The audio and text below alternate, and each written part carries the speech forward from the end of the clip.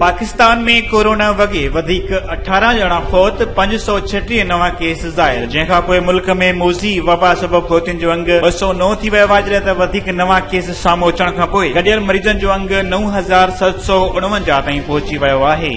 Sindh high court Sukkur, Khurshid Shah ऐं फरूख शाह जी ज़मानत वारी दरख़्वास्त रद्द करे छॾी। फ़ैसिलो रद्द थियण सबब जेलनि में मायूसी छायल। हाला में करथीना कयल 17 तबलीगनि जी कोरोना टेस्ट नेगेटिव अची वई। फोकल पर्सन जो चवण आहे त 13 हाला वासियुनि समेत 2 कराची ऐं 2 KPK वासियुनि खे लेबर कॉलोनीअ जे करथीना सेंटर में रखियो वियो हो। फोकल पर्सन मूजिब तबलीगनि जी कोरोना टेस्ट कई वई, जेका नेगेटिव आई आहे।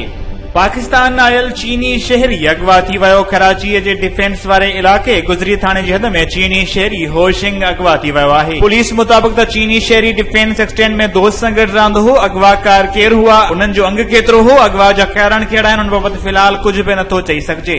ऐं कराचीअ में औरतुनि खे मोटरसाइकिल ते सफ़र करण जी इजाज़त मिली वई आहे। वॾे वज़ीर सैद मुराद अली शाह बेल सवारीअ ते पाबंदी सबब अवाम खे पेश ईंदड़ ॾुखाइनि जो नोटिस वठंदे डबल सवारीअ ते चालान न करण जी हिदायत करे छॾी आहे। वधीक ख़बरुनि ऐं न्यूज़ अपडेट्स लाइ ॾिसंदा रहो फास्ट